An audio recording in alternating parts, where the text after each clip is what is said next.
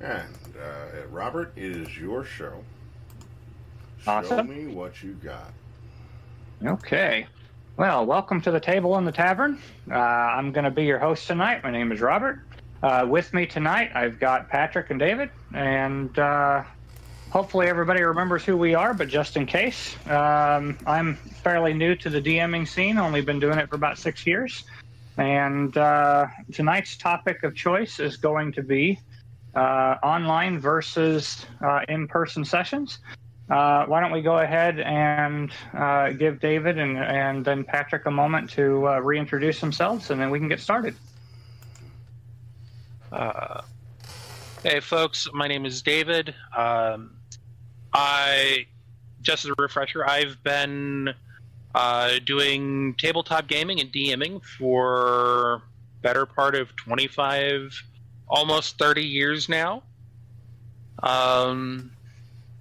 Various games, various environments.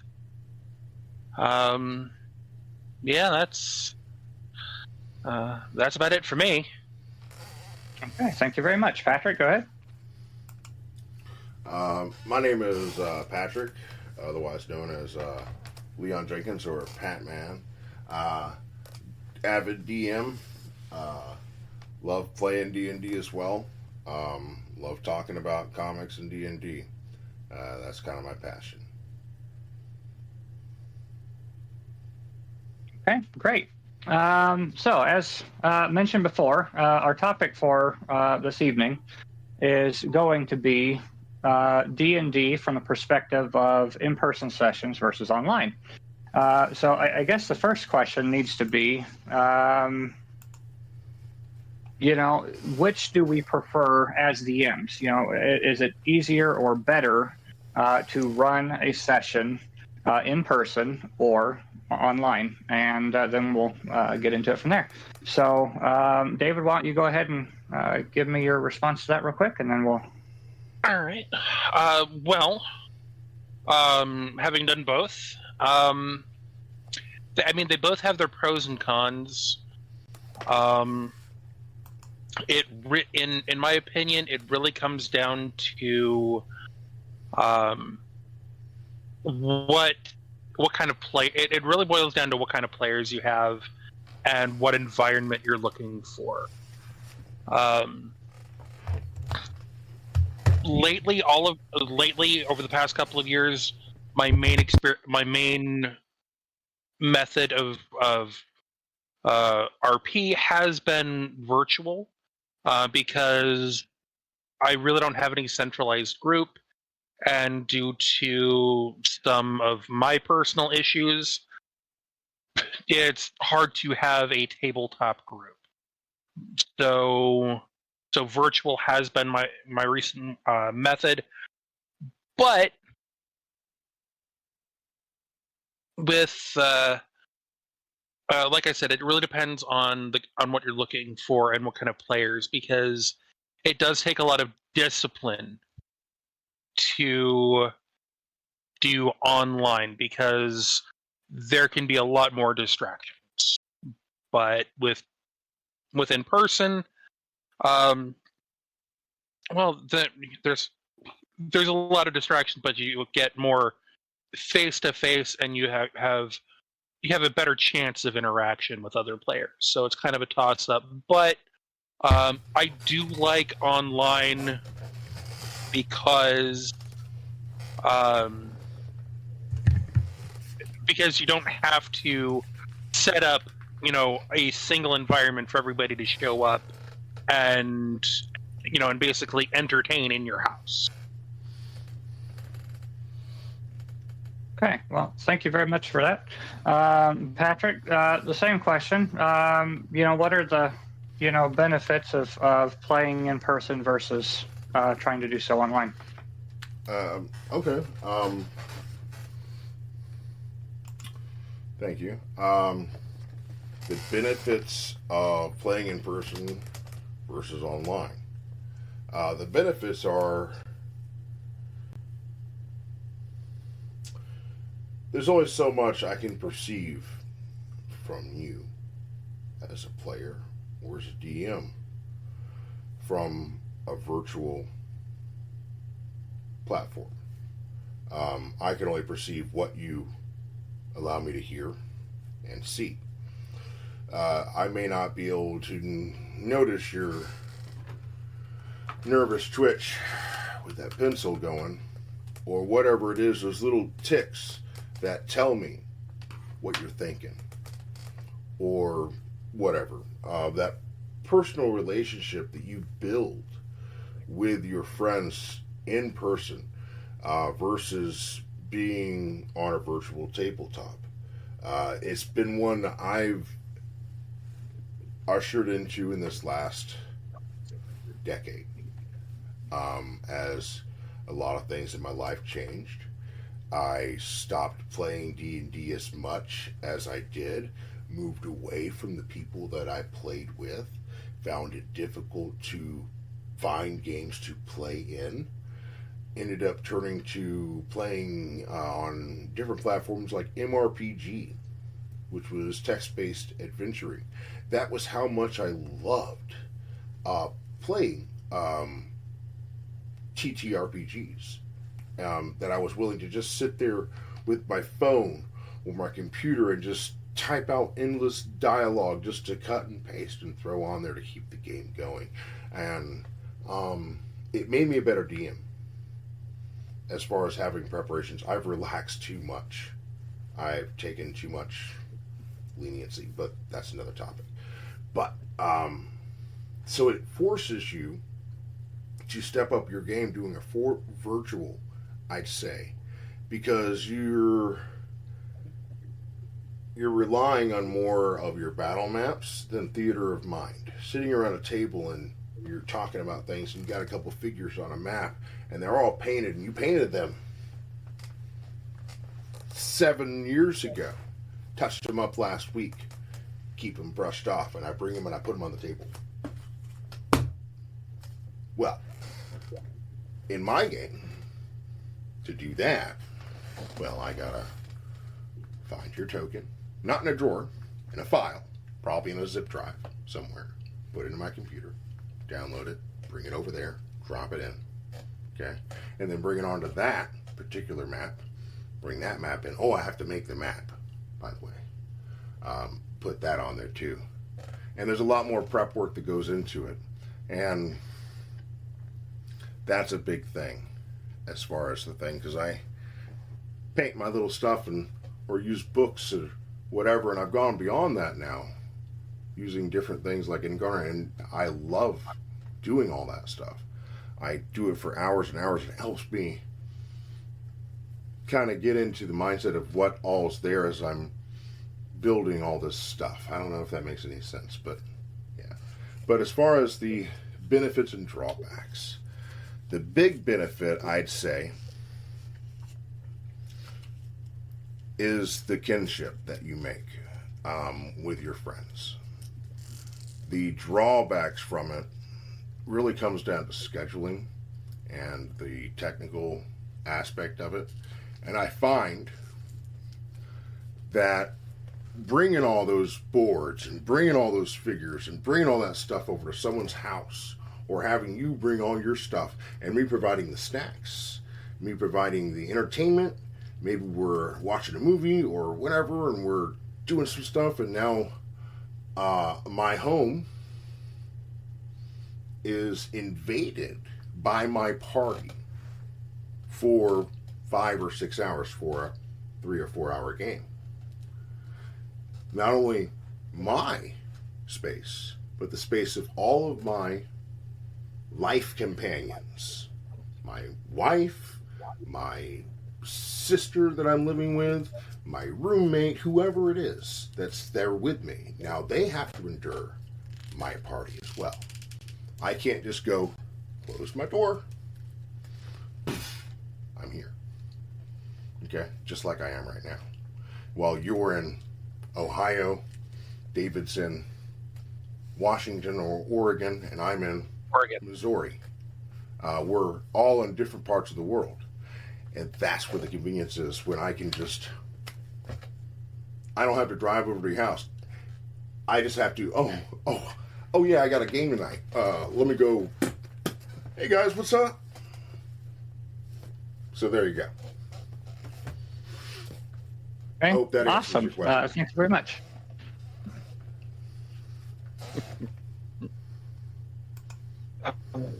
The conflicts of scheduling conflicts for real life gaming. Gotta hate it. Okay, well, I guess I will go ahead and answer my own questions. For me, I absolutely loved having all of the miniatures and expanding my collection and having all those resource books and all the dice sets, and you get to actually go over and you show all of your friends you're hanging out with, look at the new figures I just got, or what I've been working on with this stuff, or check out my new dice box, or just whatever it is. It was you keep building a collection, but that's actually part of the drawback of playing in person. For me also is the expense of doing so. It is so much easier to go online and use Pinterest or some other image share site and download a token for whatever mob that you're going to throw at the party than it is to go and try to find and either put it on your own little disc. I know when I first got started, I was using pennies, nickels, dimes, quarters, and just writing 1 through 8 or whatever, on them to keep track of which one was which. And that worked okay, but as you get going, you really want to have that visualization there. And so that theater of the mind that you were talking about, really is a big deal. So, I miss when I'm playing in a group directly. I miss being able to actually roll the dice, the physical roll, and that hopes that you're going to pull it off. But I will tell you that playing online, it keeps you a lot more honest. Everyone can see your roll. Yeah, so that's basically where I'm at with it. I absolutely love the... Sorry, what's that? Can they?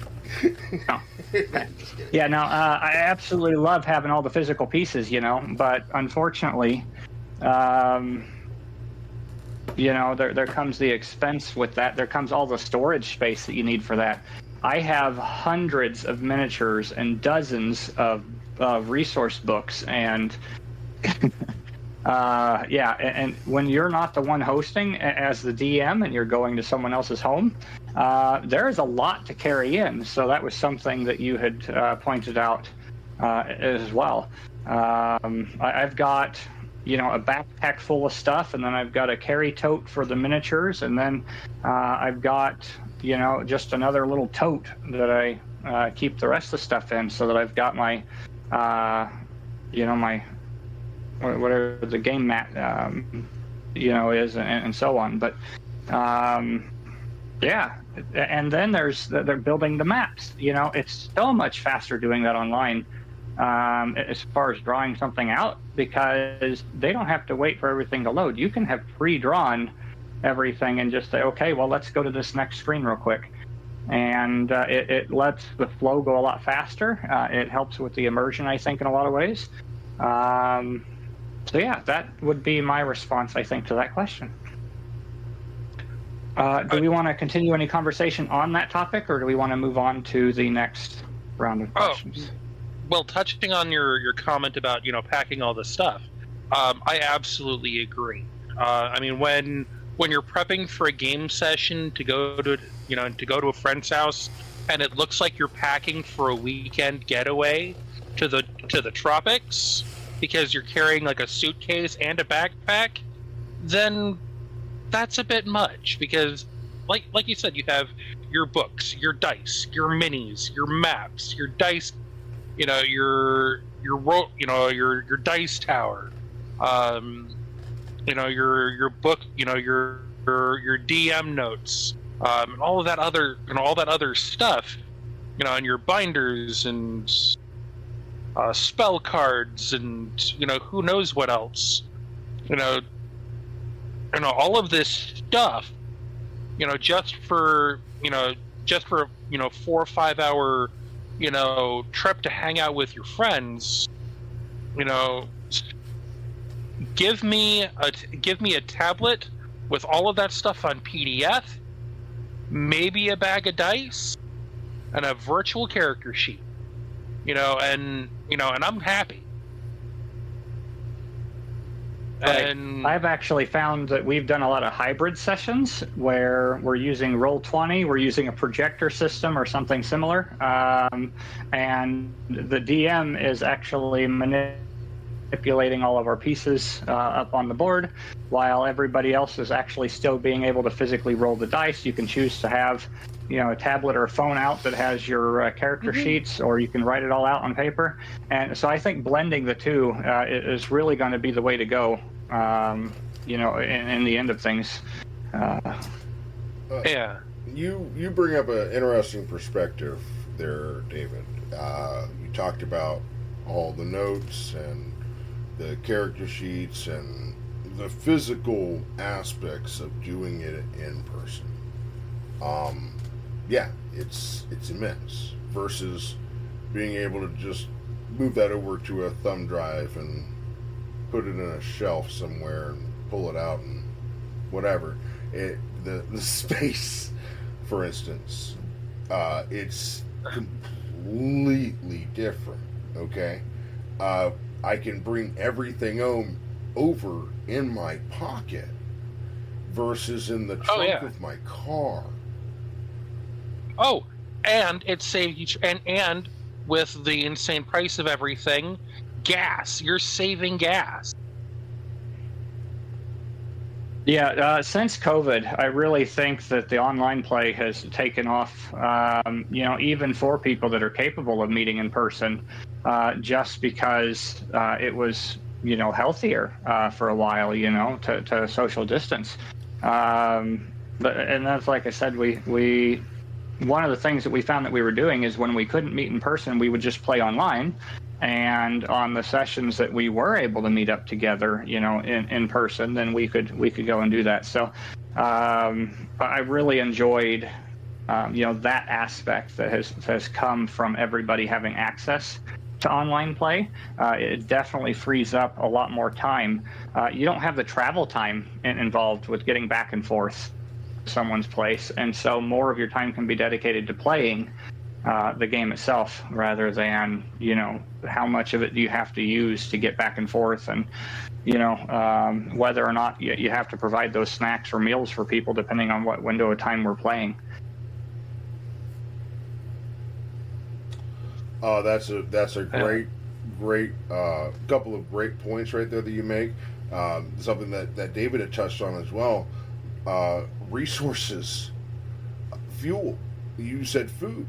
Just like I was saying, you're entertaining people.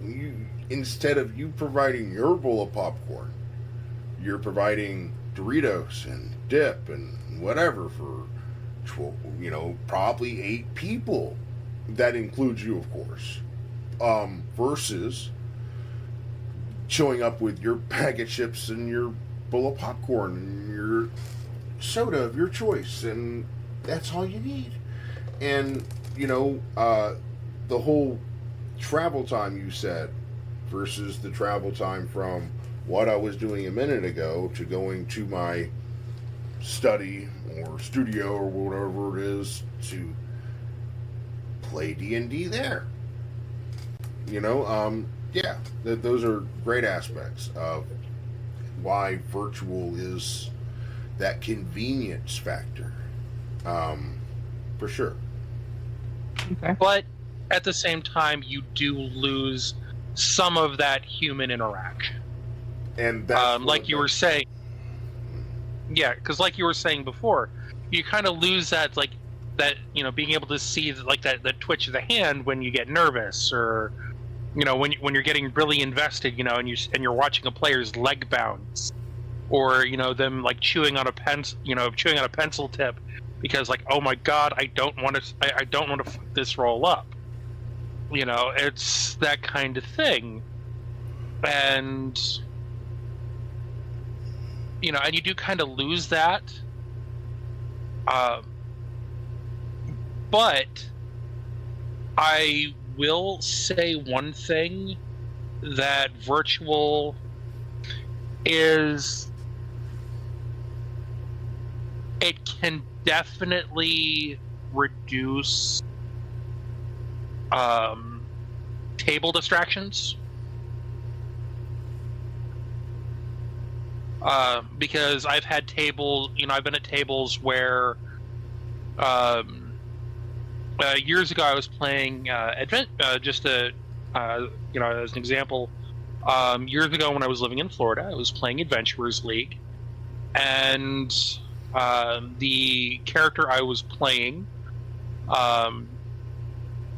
ended up getting, was interrogating a prisoner, and two of the people who were at the table were kind of whispering and co-conspiring at the end, not paying a damn bit of attention to what was going on. And I end up, my character ends up getting killed, and their first thought is, what kind of loot they got. Okay, well, that is a perfect introduction, actually, to my second question, and that was going to be either your favorite or least favorite session that you've had to deal with, either in person or online.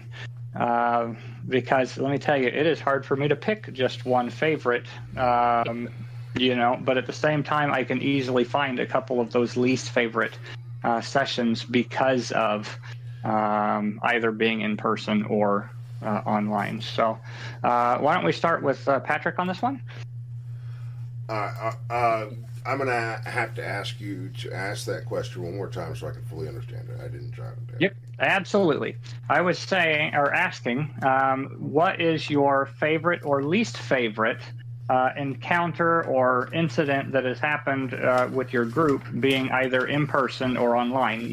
And what made it that because of being in person or online? So, you're asking me, so basically my favorite or least favorite in both online and personal, is that correct? Right. Okay. And or, yes. And or, okay. So, being there personally, I remember I was running a game. Most of it was my roommates and my neighbor. And then this guy wants to play. I am always about, hey, if you want to play D&D, I want to at least give you the opportunity, especially if you've never played before. Okay?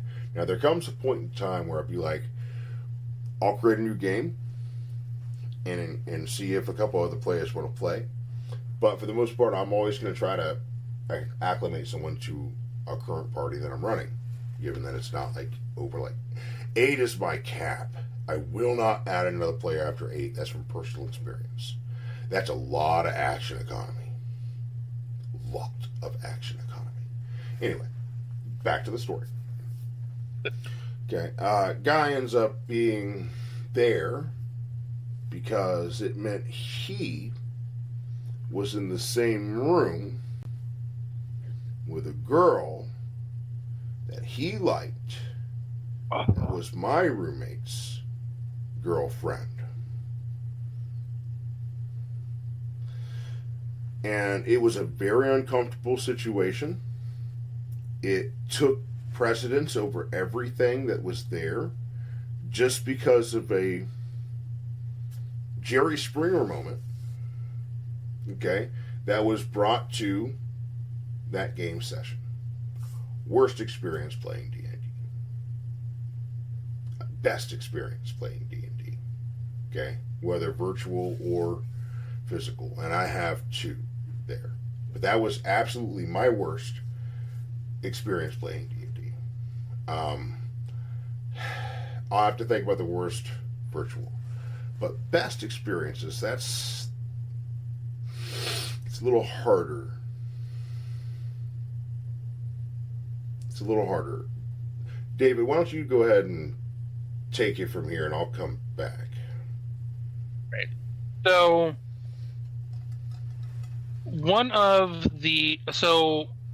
worst tabletop session that I've had. I would say it was a Pathfinder game. I wasn't running. I was a player. And one of the other players was a power gamer. They were they were the person who, would do absolutely everything they could to stack their character to be absolutely optimized, to be amazing at everything. Somehow I feel like you're describing me. No, this wasn't you. Because I don't think you've ever played Pathfinder. No, I always wanted to. So anyway, he, we're in the middle of the session, and the player actually loses his temp. We're having a conversation in character, and he loses his temper based on our conversation. And he gets up, packs all of his stuff. He packs all his shit, storms out. Never saw the guy again.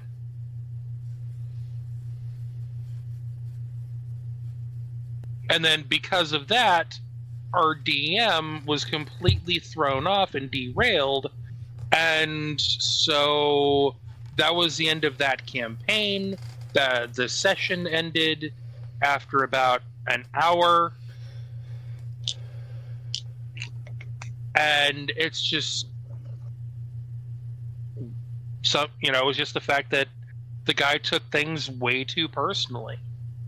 And, unfortunately, in a close environment, especially in a Florida summer, when it's hot and humid and gross outside and everybody is miserable, even with air conditioning and tempers, and somebody gets their temper raised, explosions happen. But with an RP with a tabletop situation, don't take it personally. That was kind of the worst experience for tabletop. The worst virtual session was I was in a World of Darkness play-by-post.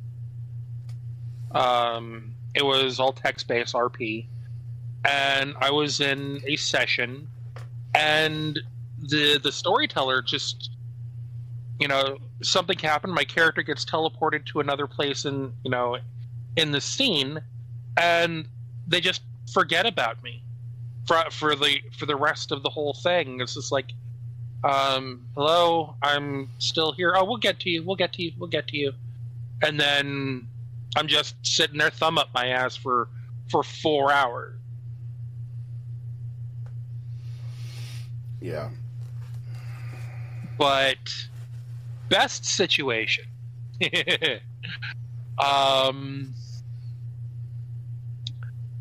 Let's see. Some of my, most of my experience, is as, I do have DM experience, yeah, but I do also play a lot. And I will say it was a game that a friend of ours was running, and I was playing a Stater, and I threw a halfling and enlarged him while he was in the air. That was one of my favorite situations in a virtual tabletop game, because just everyone was like, "Oh my god, you did that!"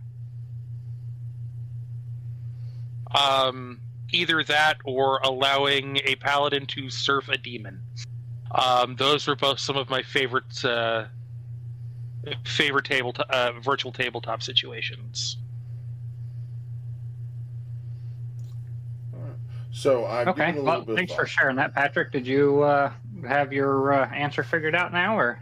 Yeah, I think so. I'll finish up with the worst. The worst. So that was my worst in-person interaction. My worst online interaction actually is something that I may have inadvertently caused simply because I don't know. I'm always concerned with keeping the game moving. Okay? So, when I ask someone, hey, would you go ahead and it's your turn, what would you like to do? I want to attack this dude. Okay, go ahead and make your attack. This was on MRPG, mind you. And so he copy and pasted his entire attack. And did it all. And included his tail attack and whatever with his raptor and himself and everything. And I was like, I'm sorry, but this hits, but I'm sorry, this misses, and that misses. I'm sorry. Well, that missed, so that means that I can do this. I'm sorry, but you already did do that because you basically listed it all out that right there by me allowing you to go ahead and do an additional thing because of your miss. Whatever. And so I was like, let's just go ahead and move on to the next player, and then we'll come back to that. He decided that I was not playing fair because I didn't allow him to do that additional thing, even though he attacked like 7 times in like one action. And I was cool. It's just that although he missed a couple of those, he did not think I was playing fair by allowing him to do an 8th action in that turn. And so he decided not to play. I was playing with a limited number of players already. It was 3. That meant I only had 2 players. By the time I got extra players around, they had lost interest. And then I heard back every once in a while by one virtual player. But I always felt bad that we weren't able to finish that game because of just that whatever. So I love the idea that everyone, getting your plan for what you're going to do in mind beforehand. But when you declare your whole thing and don't allow room for whatever, and certain things don't go your way, you did declare that that's what you did. Okay, so to undeclare that, it's just, you can't, it's just, just ask you to make an attack. Don't make 12. Just don't get mad when I say it doesn't work out. I'm sorry. I don't know. That's just my standpoint on it. But I may very well be his, and I'm focused on the wrong guy right now. I may very well be his nemesis as well. Because after all, we never had the opportunity to work out that grievance. Whereas in a person, it's harder to just hang up the phone. When you're sitting around the table and be like, you have your argument, your discussion, and it goes awry. Well, you still have an opportunity before the guy gets his stuff all packed up in his bag and actually leaves to be like, hey, I'm sorry. Is there a way that we can work this out? I'd like to continue playing, and I don't want you to not play, and I want us to all have that opportunity together. But at the moment it was no, it was, I'm not playing this anymore. What? Okay. Well, that happened. And then the entire game was kaput, And it just, it irks me to this day. That thing that never got done. So, but as far as favorite. I'm sorry, David. You had something to comment there. Go ahead. Yeah, no, you were actually making me think about the online as a DM. A bad situation I had was the the Waterdeep game that we had that I was running when Okay. When a particular player slaughtered a bunch of kobolds who weren't fighting back, and we got into that argument that his Tell me character about that. was evil. Yeah, you told me about that. Yeah. You were there. I don't remember Cobalt Slaughter. In the room with the dwarf and the kobold servants, he wanted to press gang the kobolds into working at the bar. They said no, so he killed them. You remember now? I tried to forget. Yes, I do remember that. Yes. Yes, that was a bad situation. Yes, it was. Um, And then he was arguing with me that he's not evil because they're monsters, and that doesn't work that way anymore. oh, man. And that's just something that touches just onto the topic I brought up about having the opportunity to work through those differences, because the person that you speak of was a co-host last week. Yeah, I didn't want to give any names, but it is the elephant in the room now. And so Yeah, there is that I mean- opportunity to work through that. And I'm all about that. yeah, I mean, we're cool. I mean, we're still cool, course. but that was just a bad. Of course. And I'm just a bad a big situation. thing. I'm a big thing about. Here's a great thing about whether it's virtual or physical. I hate to call it real life because it's all real life, but physical versus virtual. What do they say about a relationship with, like, your spouse? Don't go to bed angry. Don't go to bed angry. That's what's going to make it work out. Okay? Now, I'm not saying that your party is comparable to your life partner, but when you enter into this agreement to take part in this campaign, it may take a couple of months, maybe a couple of weeks, maybe a couple of years. You're entering into that agreement, that arrangement.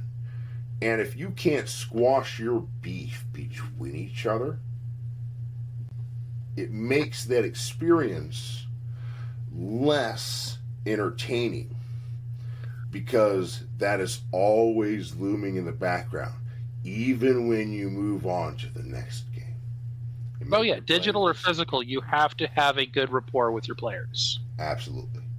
And so I'd like to see that be resolved, so that will no longer be your worst experience ever. Man. Or at least online with one of them. But yeah, I think that's something. But anyway, best experience.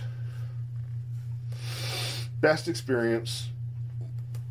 That is a hard question, because I've had a lot of great experiences. But I had this opportunity, and I'm sorry he's not here right now, Chris, because this was his game that he ran. I was playing as one of my favorite characters. I mentioned him last week, Oren.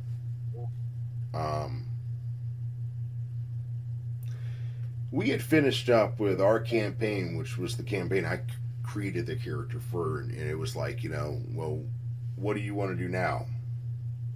Okay, well, just so happened there was this chick that I had, had the hots for, this priestess with, really great charisma that I had saved. I hate the way I just said that. I saved this drow princess, this drow priestess, okay? But then they were once again swept up with this evil that I was trying to thwart. Well, I was successful in my mission, but knew that this princess, who I kind of love at first sight kind of deal, knew that she had been swept away with the enemy at the end of this game. at the end of this campaign, and it was something that kind of like, oh man, I think my character would have tried to go back after her, after rescuing the prince from the clutches of this evildoer, and I'm not going to get into the description exactly what all was going on, but so I put together a team, and I went down, and I got that girl out. Okay, and I got her out in dramatic fashion. But the great experience was this: I obtained somewhere along the road an item. It was an item of spell storing, a ring of spell storing. You guys are familiar. I'm sure that if you're watching this video, you're not aware of what this ring does. It stores up a spell from the spellcaster that put it into for allowed you to use when you deem fit. Sometimes this spell is something that you may never be capable of casting, in which case that's what the story is talking about. I was a trickster. I was a rogue. I dabbled in wizardry, but I was nowhere near the capability of casting 9th level spells or 7th level spells. But that's what freaking happened, bro. I went down there and things went awry. Some big old purple worm come up out of the ground. You know what I did? I cast a spell my character never would have been able to cast with this item that I'd held on this entire time, thinking I need the right moment to use this spell. It was maze. I stuck this purple worm in a maze with very little intelligence. So we were other side of the prairie by the time it came back, you know, and then got into this abode and ended up using another charge from this ring through various things, this, that, and the other. I think maybe animate dead happened. I was seriously clearing out a ring of spell storing that I had in my pocket for years. For years. Okay? And just kind of laid them all out there. And in the process, knew what it was to look and feel and be a black dragon. That was the final thing. And this I turned into a black dragon. It was my final jest to thwart the enemy that chased after us. They were not coming after a black dragon. I couldn't breathe acid. Hell, I don't even think I could fly. But I could look like a black dragon, bro, because I had polymorph son. Another spell I could not cast. But for that moment, I could do that. And in being allowed to just be able to do all that, it took several months to do whatever, but the climax of it, being able to use that item to do all those things, to actually put together this little A-team and go down and rescue this chick and basically give a climactic finish to a character that has such an epic journey in his own and give it such an epic ending. You know, with this item I picked up in some random dungeon a long time ago that just happened to be the key to everything. And that was cool. It was kind of like, you know, a movie. You know, that thing you get at the beginning of the journey that ends up being the thing you needed at the end. You know, it was cool, you know. And thanks to Chris for giving me that experience. That was online. That was an online experience. My favorite in person was the day I saved my entire party. This holds apex over any other experience I've ever had. I don't recall the DM. We had a lot of different guys that playing at that time, and we were in a dungeon and we came across this item. It was a chest, and it had a mirror of life trapping under the lid. Everyone ended up, well, a few of us ended up getting trapped in there. And one of the party members smashed the mirror. I don't know if you guys know what a mirror of life trapping is, but it has like 11 chambers. Something goes in, it's basically in stasis. You can hear things, you can see things, whatever, but time doesn't pass for you. You never have to worry about eating or drinking or sleeping or anything like that. You're just there. You're there until the command word is used to release you, or someone breaks the glass. Well, there's 11 chambers. Or takes your spot. What's that? Or takes your spot. Or takes your spot. So someone breaks the mirror, releases everything. Releases the party members, but also releases a pit fiend. And we are nowhere near pit fiend level. And it kills everyone almost immediately. No, is that what happened? Is that what happened? Or David, you were there. Did it take someone's spot and come out? Or did someone smash it and it came out? Either way, I do remember that I was face to face with this pit fiend. And there was no way that I could possibly kill it. But I was just raging barbarian. And that's what barbarians do, is they rage and they hit stuff. And I attacked. I rolled a nat 20. Well, it was. Yeah, no, it took Jar's spot. Jar took his spot. Okay. I ended up getting into the mirror. And the pit fiend came out. Because you lost your paladin. Yeah, and I ended up being like one of the only members that were left. All right, so. I always seem to get stuck in those mirrors, man. It was a great trick that was taught by a particular rest in peace. Vince. Yeah, he got hit by a bus. Long time ago. Yeah, but he played D&D, and he was an old school Gorgonard like most of us. Yeah, he shared some things and shared that trap that happened to be the trap that was doing all this. Well, I rolled that natural 20, and we were playing a game in which they won confirmation. And so I rolled it again, and it was another natural 20. Well, I don't know if you know what that meant, but that meant instant death. It was a house rule that we were running at the time. Mm-hmm. So we confirmed, and I rolled another natural 20. I rolled 2 natural 20s in a row to confirm a natural 20, and ended up lopping the head of this pit fiend off. A foe I had no business fighting. Okay? This was from Impulse. Impulse always had the way to almost kill all of us, or kill all of us. Because man. They were so uneven, those matches. There was like no way we could do that. But somehow we did. And yeah, I saved the party by killing this pit fiend that I had no business fighting. Yeah, that happened. It was cool. It's a moment. Yeah, and then there was forever. I still tell stories of your Tarask defeat. That was cool.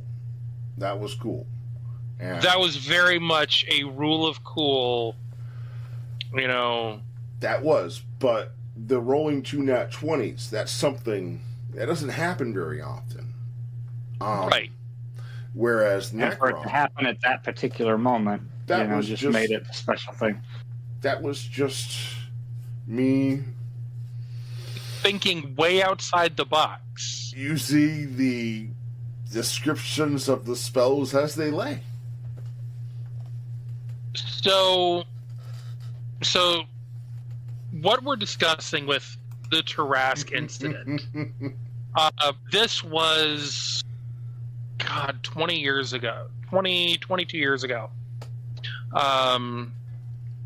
when Patrick and I were living in Las Vegas together.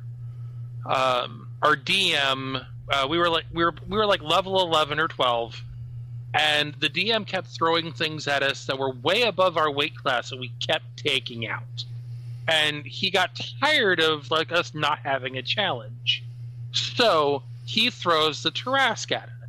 As now, if it wasn't a challenge. As if everything he threw at us wasn't a challenge. Oh, it was a challenge. We just happened to survive, and that just didn't sit right with him. Right. It was, we would, minimal casualties, coming out with a couple of scratches, and it's just, and he would throw things at us way above our weight class, and then he decides, screw it, Tarask. And so Patrick, one of the characters that he's playing, is the sorcerer who had happened upon a Ring of Wishes. No, I didn't have the Ring of Wishes. Someone else had the Ring of Wishes, and they'd already. Oh, and they gave it to you. Yes, Jerome had already cast one wish, and he turned the Tarrasque That's into a right. grape. Yeah. And then the grape got squished, and it turned back into. Or something happened with the Tarrasque where it ended up. Yeah. turning. Yeah. The grape got squished. Yeah, the grape got squished, and it came back. Yeah. So he gave the ring to you. I said, "Can I see that for a second?" It had 2 wishes left when I had it. Mhm. It was a ring with 3. I had 2 when I got it, and I said, "I wish that the Tarrasque was deathly allergic to me." And the DM was like, "Okay, it's deathly allergic to you." So then I walked out in front of the Tarrasque and I said, "Eat me." It sniffed me, realized it was something it didn't want to eat, and was like, The only no. thing it didn't want to eat. But it didn't want to touch me either, because the DM was like, "I don't know, I don't know if I touch you, I'm deathly allergic to you. I'm not coming in contact with you whatsoever." So it didn't like slap me away or like that. It just stopped. So I was like, "Fine, okay. Well, I teleport without error into the stomach of the Tarrasque. Eat me." You have no choice now. Sure, the caprice, or what is it called? I struggle with that. It's shell. It has an actual name. Carapace. Carapace.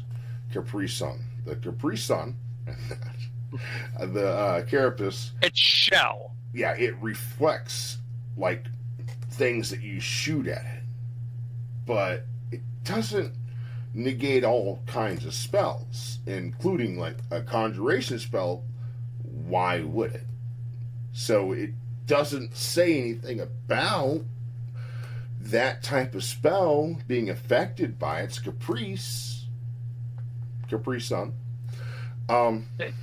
Just say shell. But so it worked. Tarrasque dies. I was like, cool.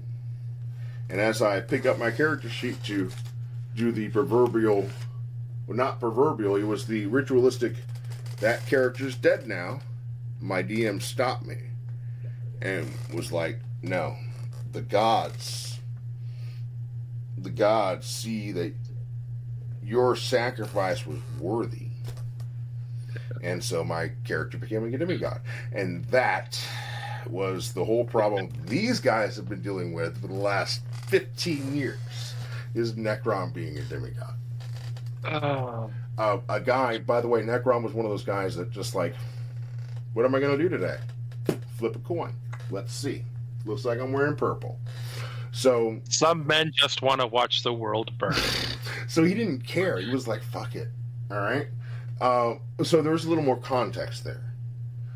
This also ended a life debt for him. Yes, what a crazy person in order to do a life debt with a paladin that, when you describe him, sounds like Kal-El. His name was Cal, mind you, but they said that my DM, when I created him, and everything was randomly created, mind you. We used all the vital statistics all done with random generation, and all the stats were all done by dice, and Cal was just deemed to look like that guy right over there, Conan. He pretty much was fucking Conan. So he was just given like a +2 in this intimidation, just because of him being such a big physical brute. But yeah, he was Cal. He didn't need saving. He was just fine. So a life debt never being paid, but being paid to his son. And I've gone on with this for long enough. If you want to know what really happened, I have a recording of that somewhere, I think. Maybe. I don't know. No, I have a recording of some of that at the end of that campaign where you guys tied it up and killed. No, I don't think I recorded that. I lied. Okay, well, thank you very much. Yeah, so I guess I will go ahead and finish off this question and then round it up and explain why I had that as my second question. So for me,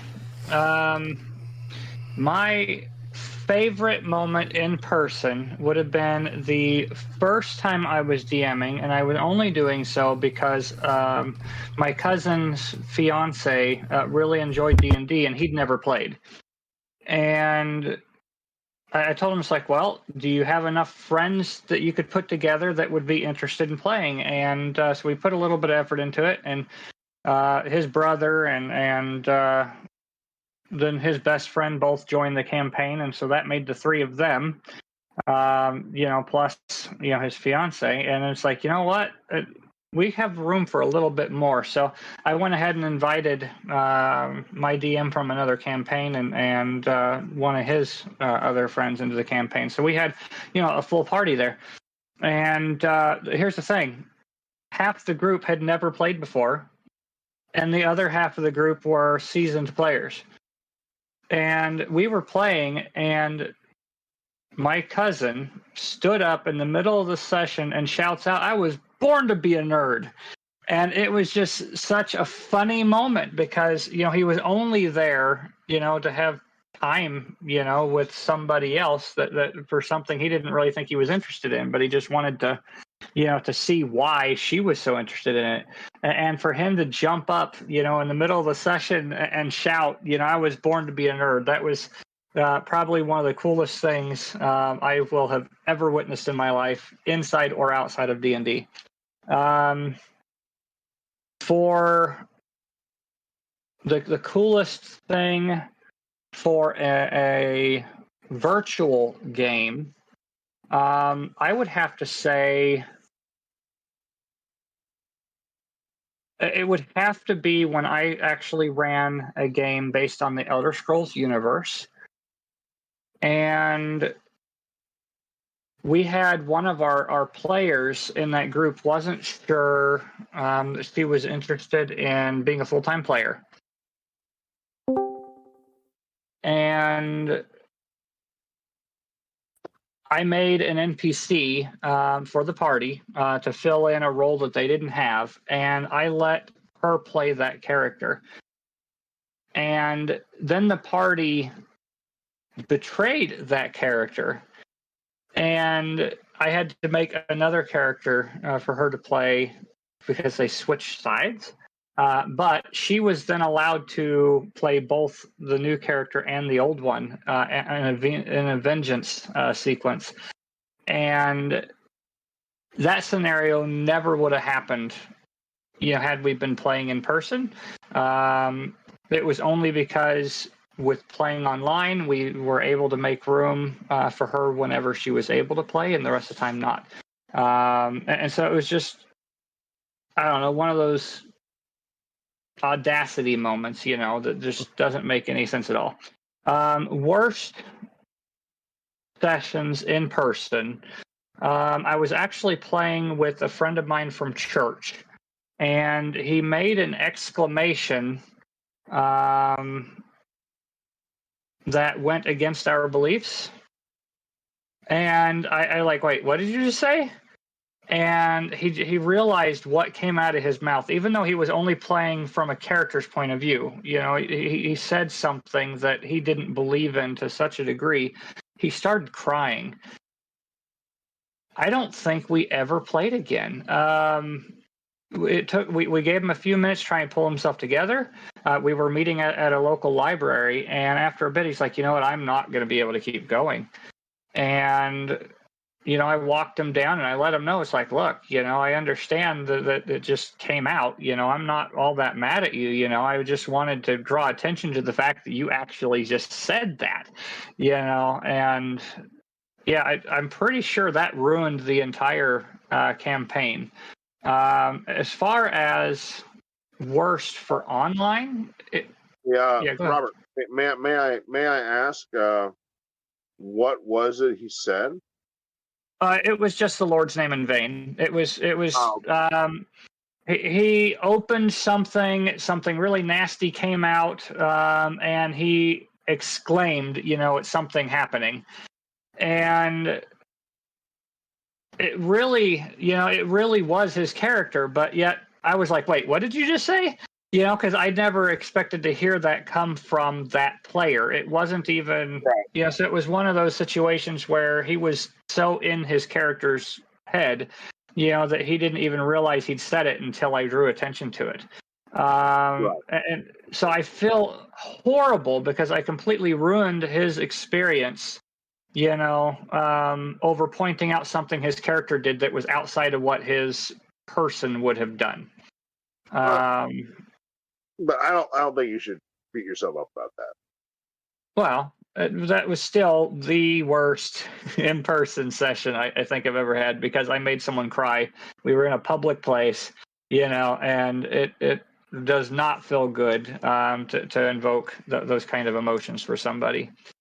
Yeah. The worst for me for online play actually was we were playing through Roll20. It was a random group. I didn't know any of these people in any capacity. You just go on their forums, and the DM will put a schedule down, and you select to join if you can meet that schedule. And we played a couple of sessions. To be honest, he wasn't that great of a DM, but all of a sudden he never showed up. He scheduled it. All of the players were there. We were all waiting. We waited like half an hour, and he just never showed up. And so for me, the worst online is simply the fact that there is no real commitment to it because he didn't really know us. It wasn't a big deal for him just to blow us off and just never show up in the first place. And so the reason I asked for the best and worst experiences when it comes to online or in person was trying to point out that most of them could have happened in either direction. And that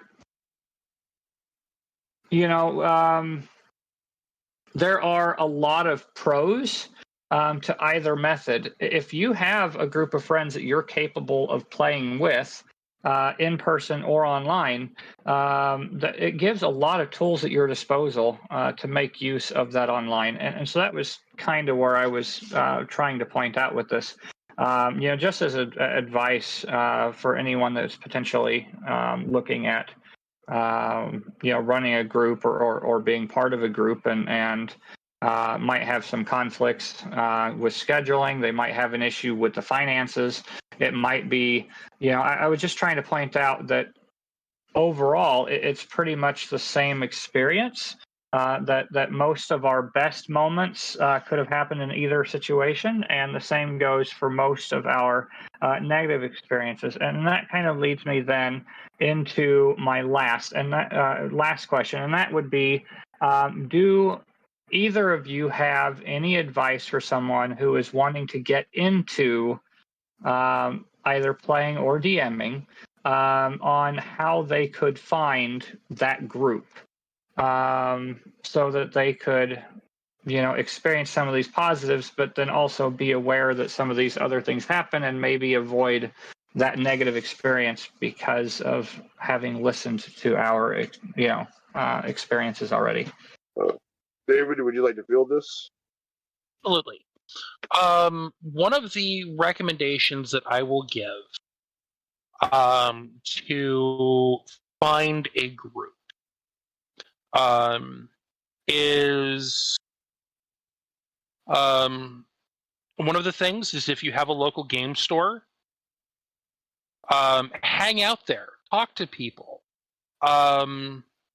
look for there's this great resource that Wizards of the Coast has called Adventurers League, where it's actual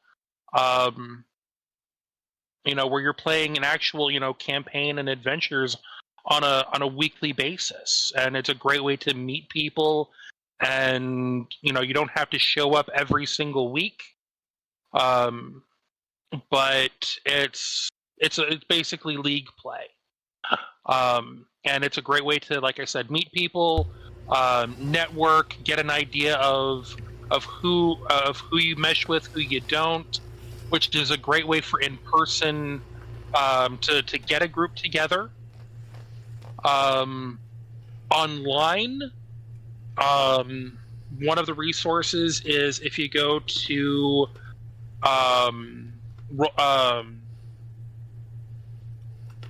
Roll20. They have game listings where you can sign up for games.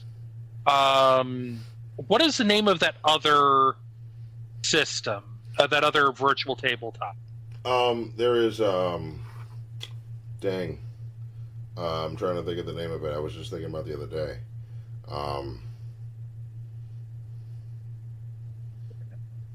The something. Either way, there are a number of different online resources, but also one way that you can do especially if you're looking to get into like a game online. Okay, I myself am a member of many different Facebook groups.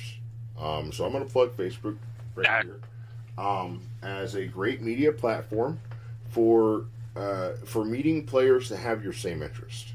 Okay, they're going to be playing the same things that you want to play. Great way for you to find friends that are playing online that may end up having games that you may have lasting relationships with, enduring through many years, rather than just playing a random game. Okay, a lot of these groups, they have different message groups talking about games that they want to play, games that they are interested in playing for players that, if in case you're a DM looking for players, you can find these in many different DM groups, whether you be playing a second edition game or a fifth edition game, or even making a something outside of that, like a White Wolf, or something that you might not find an online resource for. There are still groups out there dedicated to media and socializing with different players and DMs that like to play very obscure games. So look to doing that, to finding the game that fits you best, as well as making enduring relationships with players that you may end up playing with for years to come. Something I wanted to talk about something you had mentioned about new players as well, but the topic you had mentioned about this DM that you had, where you had said he wasn't a very good DM, and he didn't end up coming and opening up that session and actually running that game, and it was a very damning experience for you, as far as someone deciding to be a DM. Now, let's start with a little story. So this is a figurative story. A bunch of dudes get together. It's like 4 or 5 dudes end up getting together and like, dude, I'd love to play this game called D&D. I never played before, whatever. Okay, so everyone makes these epic characters, whatever, created from their favorite media sources, whether it be movies or comic books or whatever, and they use epic characters. But the one element they don't have is a DM. For a player to play, you need a DM. And sometimes you end up just deciding, hey, you know what? I'd like to be that guy for our players. There is no such thing as a bad DM that keeps trying to get better. Okay? So as long as you're attempting to get better, okay, learning from your mistakes, listening to your players, being a part of it. Now, that's really what makes a good DM in my eyes, okay? No one's going to just show up and be like, okay, I've read the book once, and let's make some characters and let's play, okay?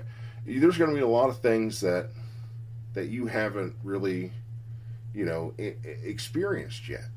And something that we've talked about in our, little pre-session warm-ups before we actually play games, our little things that made us decide to do this podcast, is there's a big difference between player experience and character experience. Your character levels up every time you gain X amount of experience points or achieve a checkpoint. You gain your proficiencies, you gain new abilities, gain new feats, level up your ability scores. You know what? Yours as a player that stay the same. You don't adjust your constitution or your intelligence or your wisdom. You gain experience just by running that character, just by being exposed to what happened when I did this, okay? Or when I did that. And that's a whole new facet to it as well. So when you're starting a new game, or being a new player, or being a new DM, don't be discouraged. Don't be discouraged. Be willing to learn from that experience. Don't try to block it out. What made this bad situation, like we talked about throughout this session, come into being? How can I avoid that? Or if it comes to that, how can I troubleshoot it? How can I salvage this session, this game, this relationship? And that's really what I'd like to contribute to this discussion. Salvaging that relationship, most importantly. We're all in this together. Period. Okay, well, for me, I would suggest places like the local library wasn't brought up. We've all played in a library for some of our sessions, and that has been mentioned. But you can actually leave flyers at the library, or you can ask them to let people know if they ask about it, that a group is formally going. If you're still in school or something like that, you can easily put flyers up, in the hallways there. I know I formed a chess club when I was in high school, and that's how I got the group started in the first place, was just setting up a couple of flyers. I think you're totally right. As long as you have an interest in it and you're trying to improve. The only problem that my DM really had is that he gave up. That either he didn't feel like he was being very successful, or we weren't interested, or whatever. But the real issue was the fact that he gave up on us, and that was what made that such a negative experience. It wasn't even that we weren't enjoying the story or anything like that, or how difficult he'd made it on us. It was simply the fact, that he quit on us. So for online, another avenue that you didn't mention would be Discord. There are a lot of groups out there that, official and otherwise, that would not be hard to find and to build a group with. Even when we're using Roll20, most people end up using Discord for their voice and video features. So yeah, don't be afraid to make use of Discord forums and things of that nature to try and locate groups that way. I was saying that that's actually what we're using right now is Discord. In fact, we use that to play most of, if not all, of our games.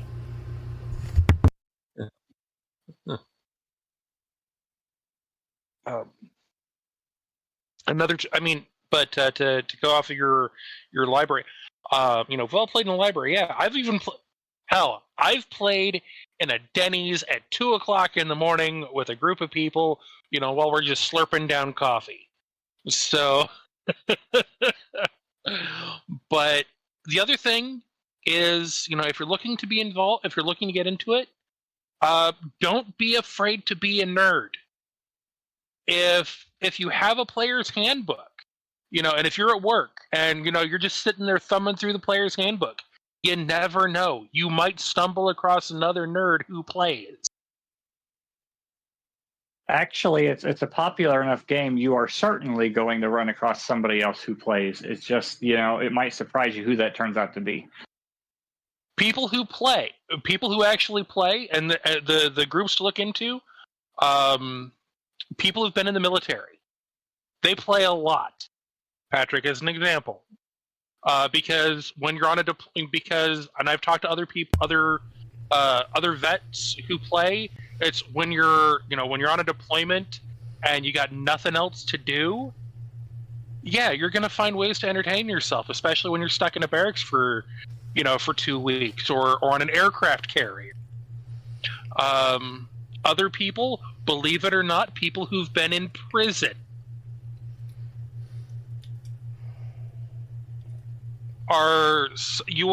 you will find some of the biggest nerds coming out of prison because they got nothing better to do than work out, read, and find ways to beat the boredom. And one of them is D&D. And I think that kind of brings us to next week a little bit, David. Yes, because next week I would like to talk about D&D and role-playing as therapy. And that's a discussion I definitely want to be a part of. Absolutely. And I think that means a little bit different for every one of us. So for right now, I want to thank you all for joining us at the table in the tavern, and would like to see you next time. All right, who's got the check this week? I thought you were getting that. Okay, fine, I'll get it this week. Well, no, I'm getting it next week. Oh, that's right. You are getting next week. Robert, it's your week. Oh, darn it. That means it's mine. Okay, I got it. Thank you. All right. All right.